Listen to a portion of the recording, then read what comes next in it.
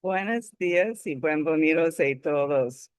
Good morning and welcome, everyone. Welcome to a community dedicated to providing spiritual tools for living a happy and full life. My name is Karina Shearer, and I am the spiritual director and founding minister here at the Center for Spiritual Living Puerto Vallarta.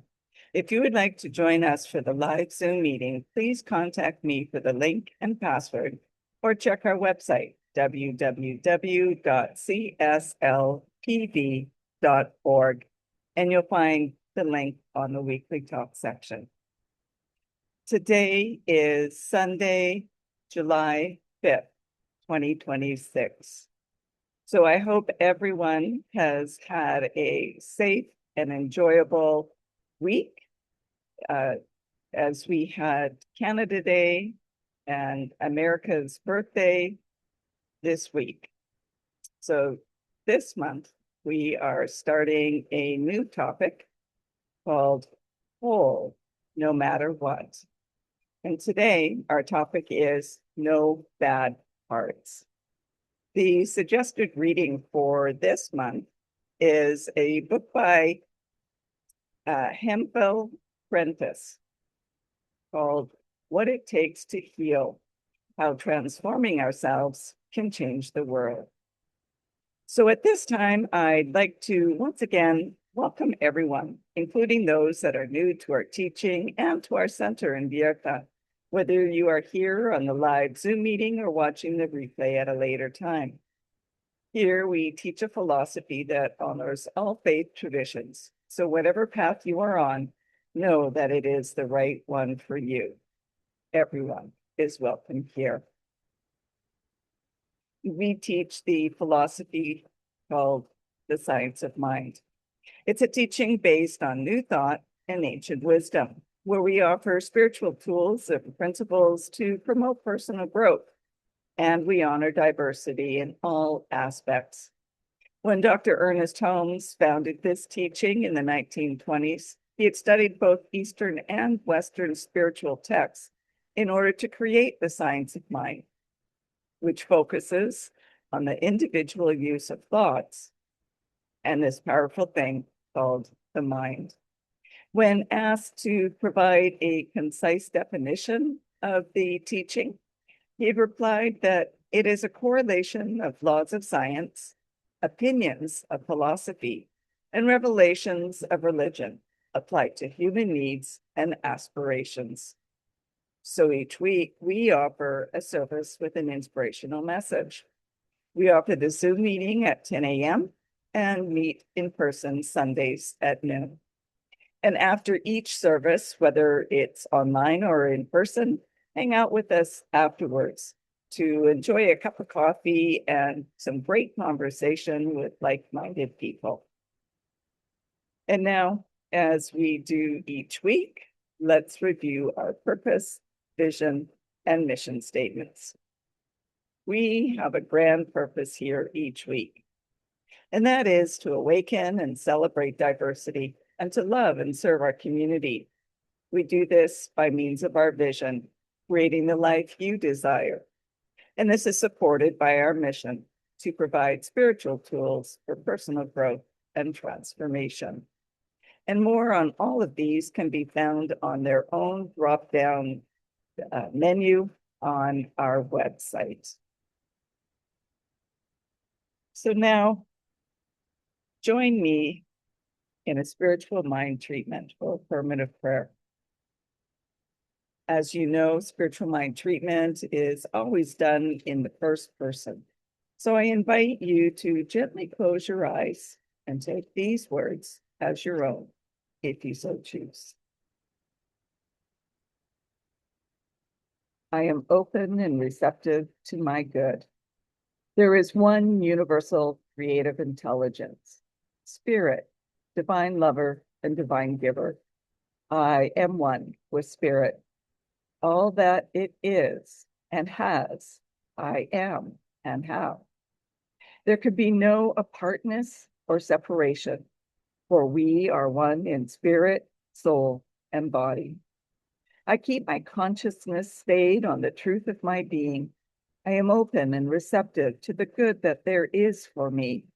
Being at one with the creative process itself, I get to choose, speak my word, and watch God's law unfold as my good, as my life. I embody all the qualities of spirit, adding up and multiplying in, through, and as me. I declare this word within the creative law for myself and all who will accept it in consciousness. I live a life of absolute abundant good. I am grateful that this is so, and I release, and so it is. And that was originally submitted by Reverend Judith Bird Bullock from New York, New York.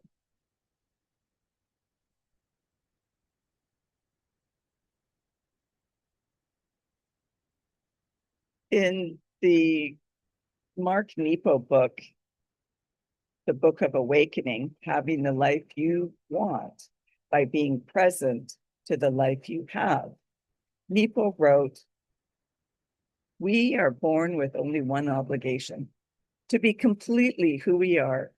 Yet how much of our time is spent comparing ourselves to others, dead and alive? This is encouraged as necessary in the pursuit of excellence. Yet a flower in its existence does not yearn to be a fish, and a fish in its elegance does not long to be a tiger. But we humans find ourselves always falling into the dreams of another life. Yet when we compare ourselves to others, we only experience the tension of comparing, as if there is only 1 ounce of being to feed all of our hungers. But the universe reveals its abundance most clearly when we can be who we are. Mysteriously, every weed and ant and every living creature has its unique anatomy of being, which, when given over to, is more than enough. Being human, though, we often are troubled and blocked by insecurity, that windedness of heart that makes us feel unworthy. And when winded and troubled, we sometimes feel compelled to puff ourselves up, or in our pain, it seems to make sense that if we are larger, we would be further from our pain. Then, not surprisingly, others need to be made smaller so that we can maintain our illusion of seeming bigger than our pain. Of course, history is the humbling story of our misbegotten inflations, and truth is the corrective story of how we embrace each other and forgive ourselves for not accepting our beautifully particular place in the fabric of all there is.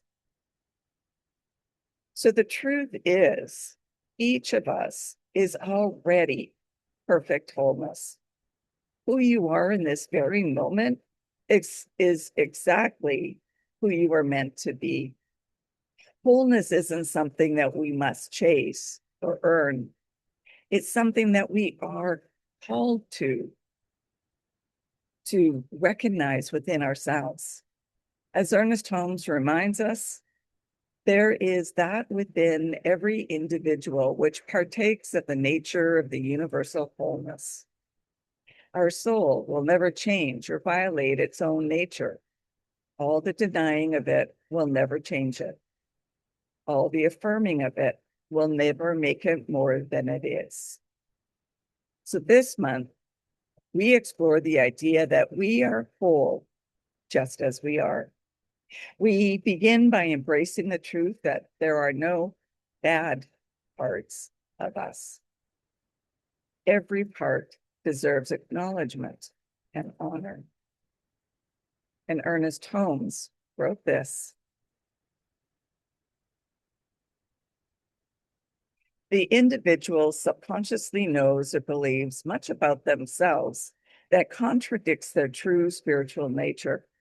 The accumulated experience of the whole human race is lodged in the subconscious of everyone and operates through everyone until a passage is cleared back through the mind to the spiritual presence.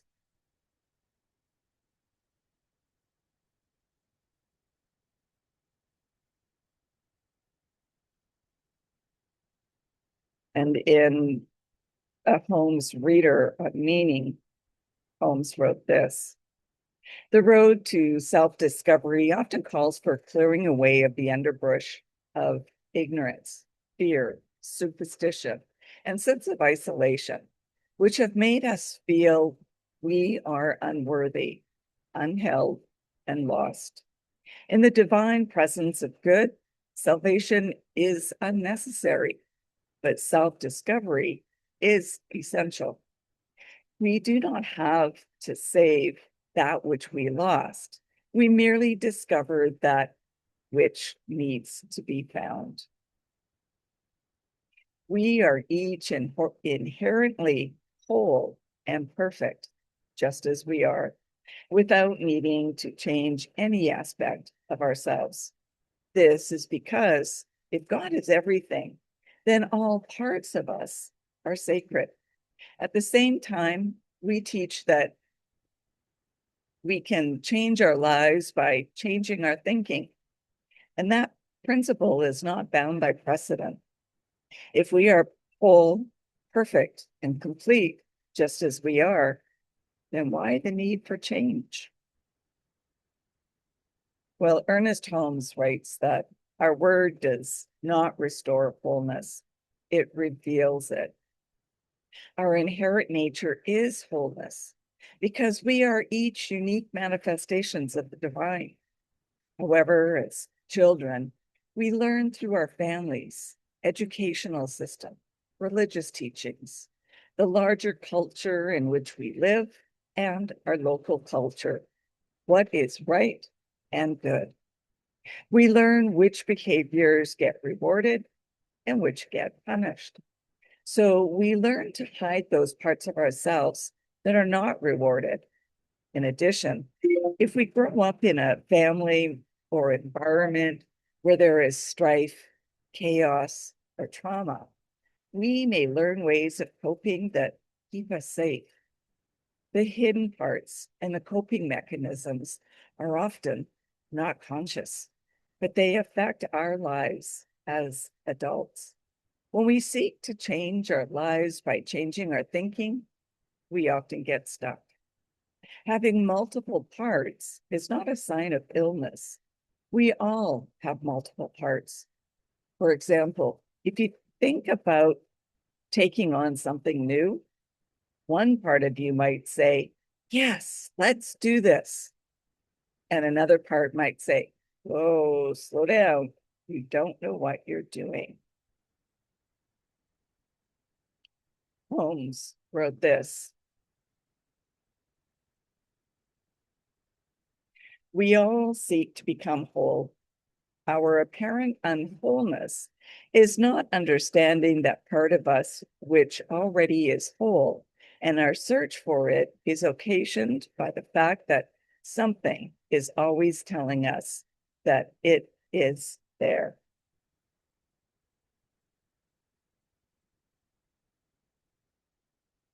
So we get stuck when we label the parts of ourselves that we want to change as either good, pardon me, either bad or wrong. And we will either stifle them or we'll try to get rid of them. By doing this, we are focusing on bad and wrong. And as Science of Mind teaches, we get what we focus on.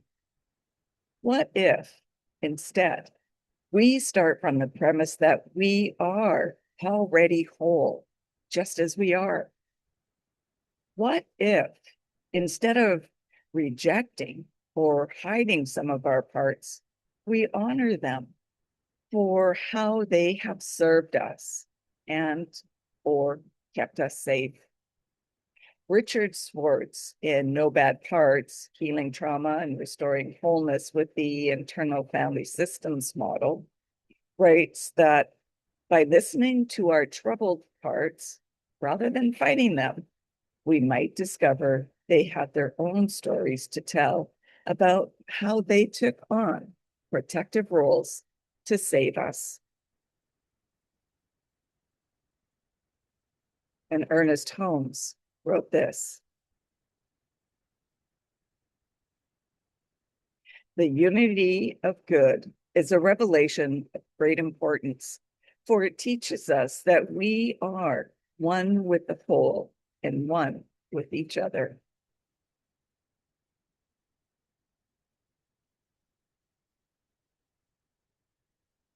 And today's story is some additional wisdom from Hinduism.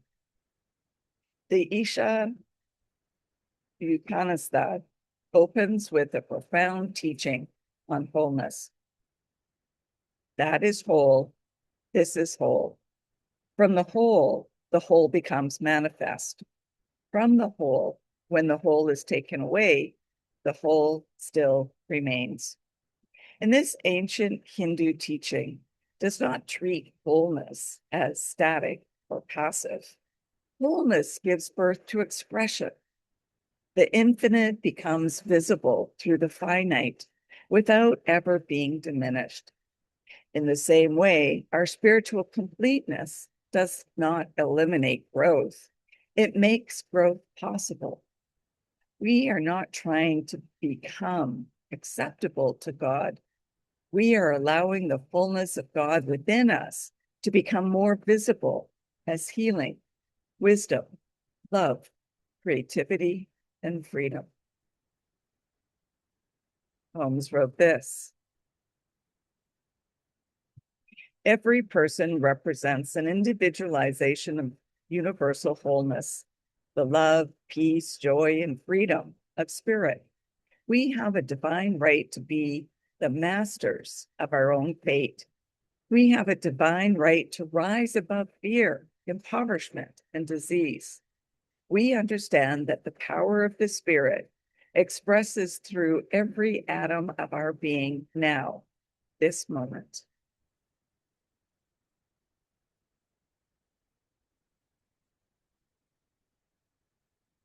And through honoring and listening to the parts of ourselves that we previously hid or didn't like, we can develop a different relationship with them. Swartz writes that after decades of working with clients, he has discovered that there are truly no bad parts. This requires a willingness to give each part a chance to be heard, to discover what its role has been, to hear what it really wants. It asks us to be curious and develop a deep, honoring relationship with those parts. Thus, our parts, transformation from things that are bad or wrong to things that have helped us survive and are worthy of our care and love. When we can cultivate this attitude, we see that changing our thinking may have less to do about anything out there in the world and more to do with changing our perception. Holmes wrote this: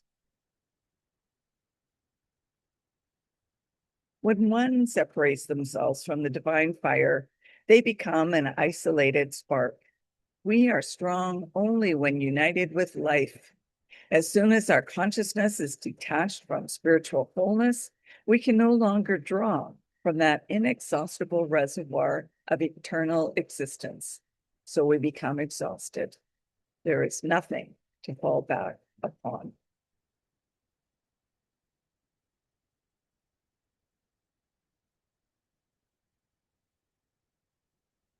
So there is no healing to be done, only a revealing of truth. The truth is that we all have many parts that make up the whole of who we are. These parts have helped us survive.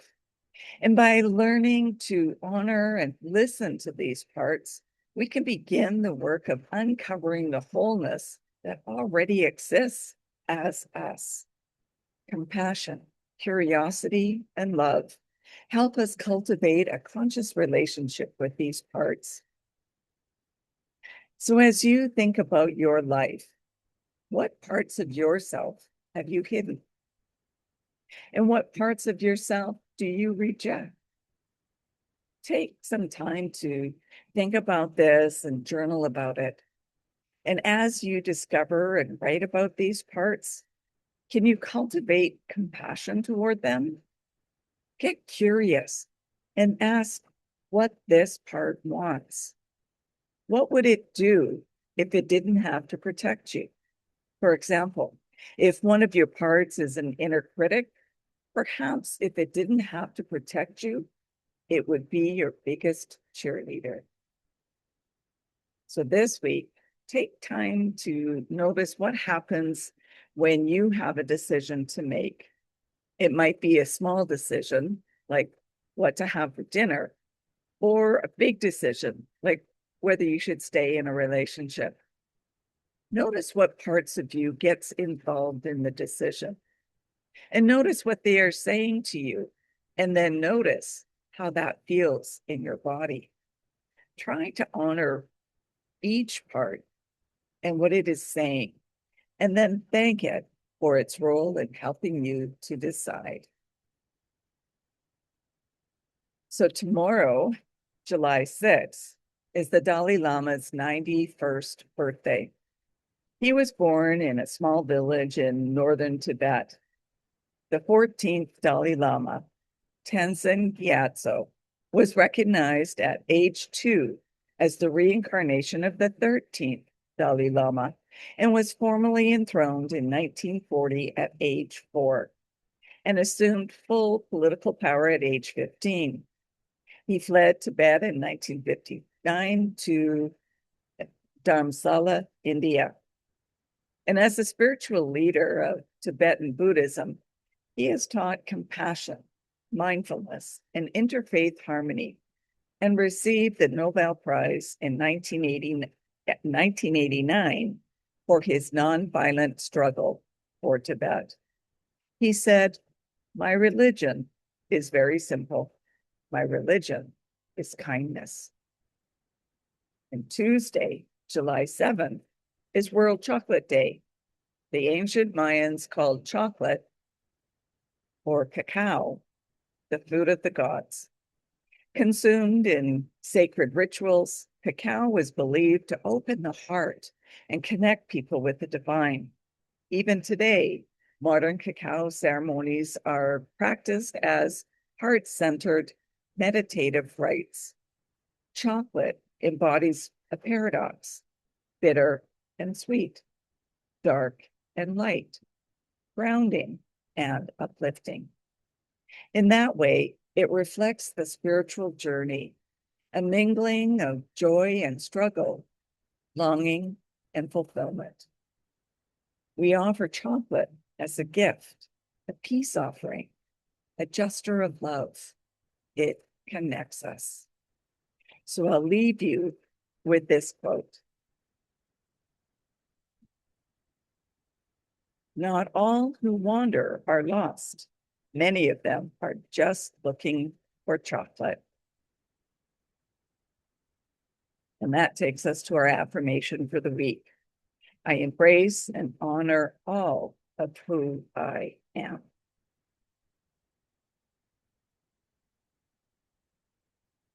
And now for news and updates at our center. If you are interested in learning more about the Science of Mind teaching, we do offer courses via Zoom as well as in person. So connect with me or check our website to find out the details. There's also a survey for your input for upcoming classes. So please check that out and provide your suggestions so that we can plan dates for these as well. And if you would like to have a one-on-one connection for a spiritual mind treatment, please contact me to make arrangements for this. If you would like to become a member at the Center for Spiritual Living Puerto Vallarta for this current year, as membership does renew annually, or if you'd like to be on our board of trustees, please contact me so you can be sent the current forms. I'd also like to remind you to like, comment, and subscribe to our YouTube channel and Facebook page. And let me know if you would like to receive our weekly post on Substack. In later this month, I will be again attending the convention of the Americas in Lake Chapala. And this year, I will be offering a workshop. There's still time to register. So I invite you to come and join me for a week of love, wisdom, and community. You can register online through the link www.conventionoftheamericas.org. And did you know that the Science of Mind magazine is also available online? It's a 12-month subscription for the annual payment of $19.95. And since we are celebrating our 100th anniversary, we are challenged to get 1,000 new subscribers this year. So help us to reach that goal. And now it's time for mindful giving and financial support of our spiritual home. We rely on your support to continue our center here in Puerto Vallarta so that we can continue offering this powerful teaching of the science of mind. We bless the gifts that you give today. Every donation is greatly appreciated, no matter the amount. Donations can be made either through PayPal or Tidely on our website, www.cslpv.org. And you can find the donate buttons on both the landing page as well as on the page where you find the weekly talks. Alternatively, you can still send in a paper check by addressing it to CSLPV number 403, 2125 Birch Road, Kelowna, BC, B1Y8N1. And now please join me in our offertory affirmation. I know that my giving blesses and multiplies all that I am, all that I have, and all that I give and receive. I do give eternal thanks for the abundance that is mine to share.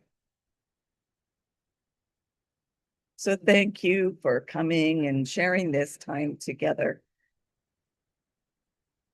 And let's continue practicing peace. We can each be a force for peace and nonviolence. Our words and our actions create ripples of peace all around us and beyond. Peaceful living includes acting with compassion, kindness, and consideration. And it also includes standing up against injustice. More than ever, we now need to stand for peace collectively. So hug your friends, your loved ones, and your neighbors. May peace and love be with you.